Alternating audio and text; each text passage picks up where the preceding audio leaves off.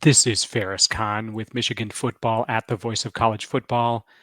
This is going to be the second Smash the Numbers that I'm doing within a 24-hour period. I had another one where I focused on Connor Stallions and really the logic behind the timing and potential implications based on the data that we have, the evidence that we have right now. So check out that other video if you're interested in stallions and sign stealing and the notice of NCAA allegations coming out apparently today. Today on this video, though, I am going to focus on Fresno State versus Michigan. I have a Farris Focus Index, which I'm going to share with you. It is a continuation of some work that I did last week, which I shared, but it's been refined, and I am ready to discuss this with you and go into detail on which players I'll be watching, and maybe it'll help you kind of focus your attention on specific position groups and even specific players, both on the superstar level. Let's see how they're doing, and hopefully they're executing, and also where I think Michigan is weak. I'm going to do this using a Excel spreadsheet, which I'm going to share. And we're going to go position by position mostly, but I'm going to focus on the high end and the low end, and we'll go from there. So let's pull up the Excel. All right, we'll go into Fresno State specifically a little bit later, kind of at the end. We'll just kind of wrap it up with respect to that. But at a high level, what we are looking at, in my view, is Michigan is favored by over 20 in this game. I believe 21 and a half, 89.1% chance to win the game, according to ESPN, I believe. It's going to start at 7:30. It's going to be a night game. There is a lot of excitement for this opener. It is not a Power 4 opponent. However, Fresno State has come up with upsets or near upsets in the past, so they should not be taken lightly. And I think one of the big questions is Michigan going to be conservative, or are they going to give Texas for game 2 more to work with?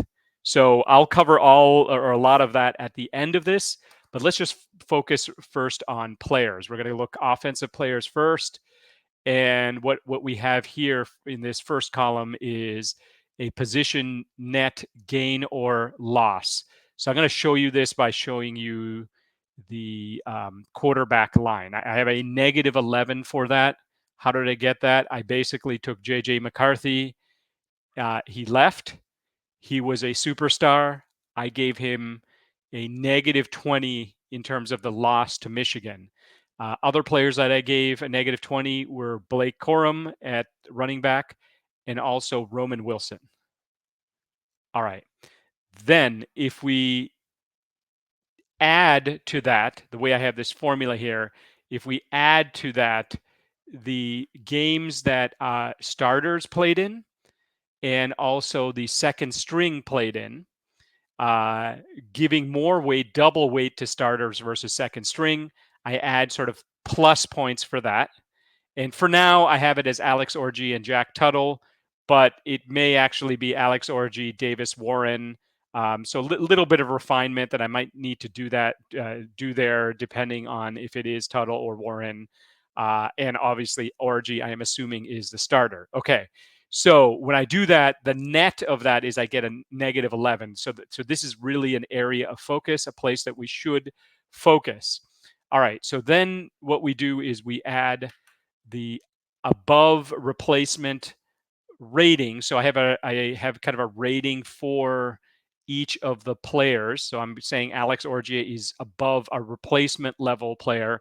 What is a replacement level player? Well, it's an average player in the Big Ten. So a good player, but maybe not a great player. It is so a replacement, a 1 doesn't mean that they're a bad player. It actually means that they are a good player, an average player in the Big Ten. My personal kind of rating of them. All right. Then I go through the importance of the position, and actually in quarterback, unlike most teams, which would give this a 5, so all of these are kind of in a 5, or these two are in a 5-point scale. I'm giving the importance of the position as a 4. This is a refinement to what I did last week. So if you looked at last week's video, this is a little bit more refined than that. I multiplied that out. 2 times 4 is 8. And then I took the position net gain or loss, added it to this multiplied factor, and you either get a negative number like I did here, or everything else is positive. So basically what this is pointing to is that there is really one huge area of focus, and that is the quarterback position. As I stated before, Alex Orji, I believe, can complete a forward pass. So, and hopefully he'll complete about 60% of forward passes. Michigan will run more than they did last year, is my view. And so they ran 61% of the time last year. Maybe that'll be about 65% of the time this year. Okay. The only other position that I kind of pointed out in kind of red, meaning, this is an area of we need to shore up our weaknesses, so to speak, is the wide receiver Z position. I've got a potential gain/loss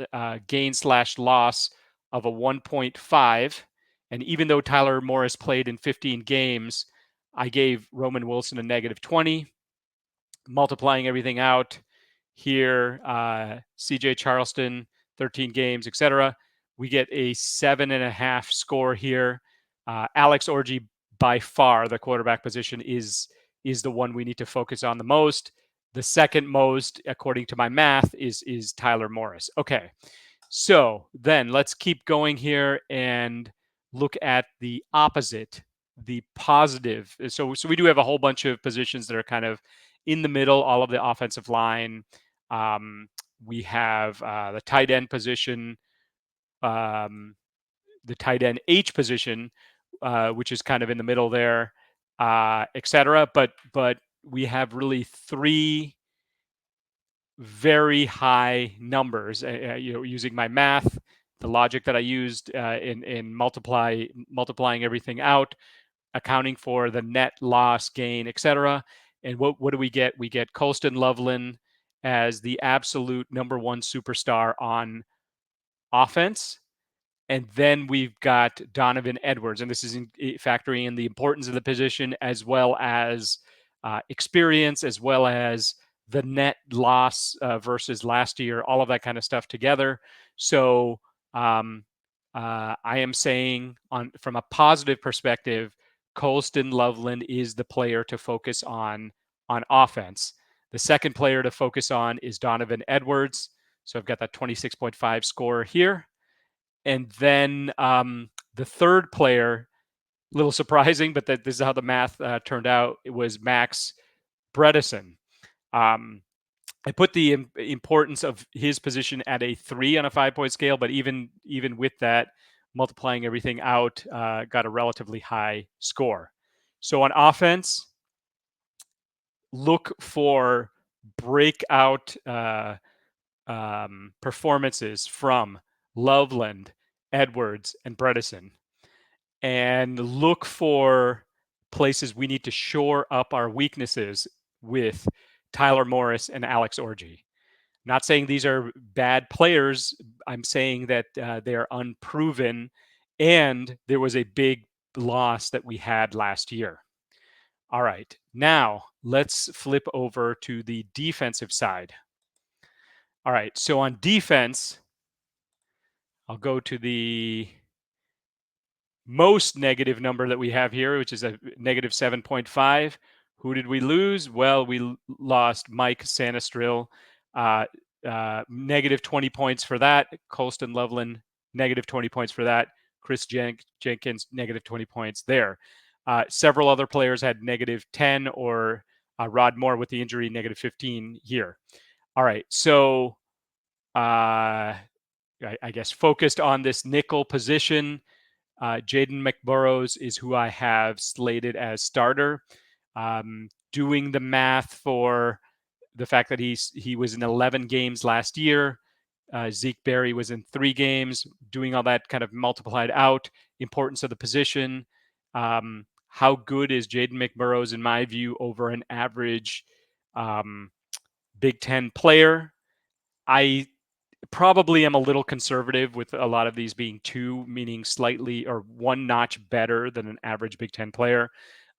Maybe a lot of these players are actually 3s, but the great thing about this is after the Fresno State game, I can make those adjustments.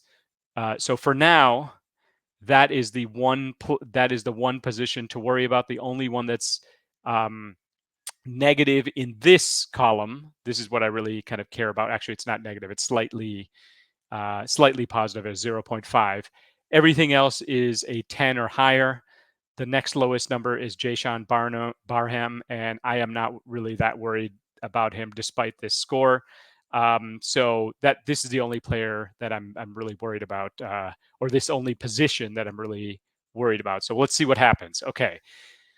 On the positive side, I think we all know that Kenneth Grant, Mason Graham, and Will Johnson, to put them in order, I guess the way we're saying is the Will Johnson, the most important position on defense. The combination of factors. This is where we should focus. What is Will Johnson doing? Then we should look at Kenneth Grant and Mason Graham. Then the next level is Makari Page at strong safety. 24.5 on my Farris Focus Index. So 4 players to look at in order: Will Johnson, Kenneth Grant, Mason Graham, and Makari Page. 1 player to look at in terms of, okay, this might be the weakest link. We just need to make sure everything's okay, is Jaden McBurrows. All right, recapping offense again, just so we're on the totally on the same page and making my predictions here in terms of who to look at. Colston Loveland, Donovan Edwards, Max Bredesen, and then by far Alex Orji is the focus on, okay, who do we need to worry about the most? And then second would be Tyler Morris. All right, I'm going to go into full screen. We're going to talk about the Fresno State game now. All right. So, what are my thoughts with respect to the Fresno State game? For a spread that's 21.5 points, I think this is going to be a lot more exciting than people think. I mean, or people would see on paper. Let's put it that way. Would think on paper. Why? Well, first of all, I think what we're looking at here is a night game. It's the first game after all of these things have happened with the Connor Stallion stuff and Jim Harbaugh leaving and maybe a chip on the shoulder for Michigan players. I think some people are thinking that Michigan's going to look ahead to Texas and be conservative. Well, that's one train of thought.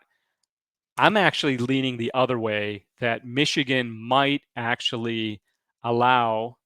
So I'm assuming Alex Orji is going to be throwing or be the quarterback. So I'd like to see if Michigan might actually give him practice throwing, have him wing it around the field a little bit, have him throw it long. Tell him not to worry about it too much, just get the reps in. Because the other advantage of it is that it does give Texas more to think about. They may be thinking that, okay, Alex Orji is going to be the quarterback and it's going to be a very, very simplified offense. I think a lot of people are confusing the fact that Alex Orji is a running quarterback with the idea that that Orji cannot process information, or he can't be a leader, or things like that. From all accounts, Alex Orji is a very smart player. The fact that he's not hasn't shown that he can complete a forward pass in an actual game yet doesn't mean he can't. So give him the reps to be able to do it in this game. One thing that from my understanding, Fresno State is a good team for the level that they're at. None of their stats are, maybe above, I think in the 40s at best in terms of out of the 130 college football teams.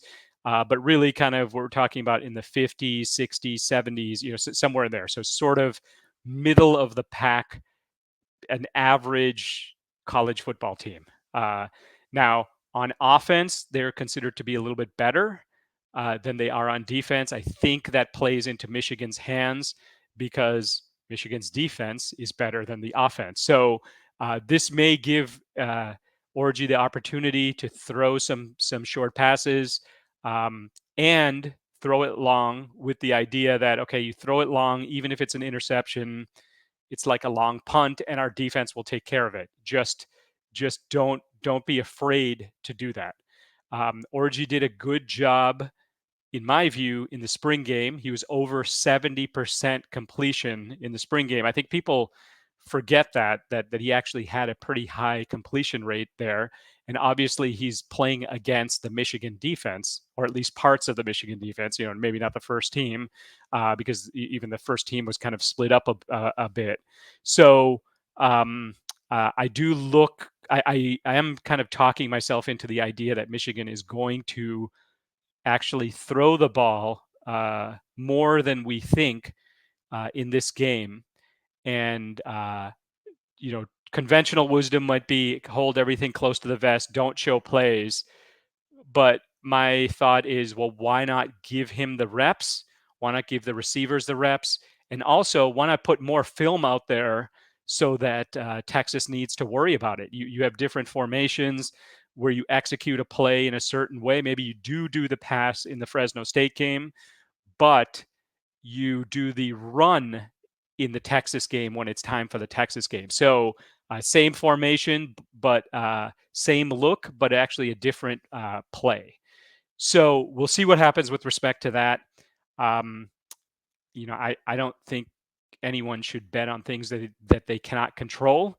But I'm kind of looking at the possibility that Michigan might not be conservative. Well, that would maybe translate to the idea that that more points will be scored in this game than we expect. I think because I wish that Harbaugh was there as the honorary captain, because I think it would be treated like a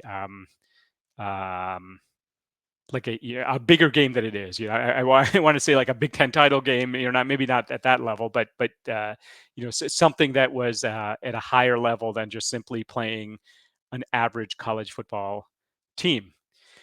All right, so let me know what you think about my analysis. I will refine this over time as we get more data. And then what we're going to do is we're going to, for every game, I'm going to have a spreadsheet like this, and I'm going to kind of point out where I think the area of focus should be and where I think the superstars for the game are going to be as well. For Texas, because they have neutralizing powers, you've got to factor in the opponent. So there may be some places where certain players are double teamed or will not match up well with Texas. So we'll be able to kind of look at that, and that can be factored in as well. All right, let me know in the comments below if you have any other thoughts about my analysis. And we will see you in the next Smash the Numbers. We are going to have all kinds of shows this week. We're going to have an emergency live show later today. Well, today is Sunday for me, but later tomorrow when this airs today for you. We will also have a very jam-packed show on Tuesday with John, TJ, and myself. We'll talk about the Connor Stallions and other topics. And then we will have our Thursday call-in show. And then we will have a pregame show, which I will host with TJ. Look forward to what is now Game week. Welcome to game week. Go Blue.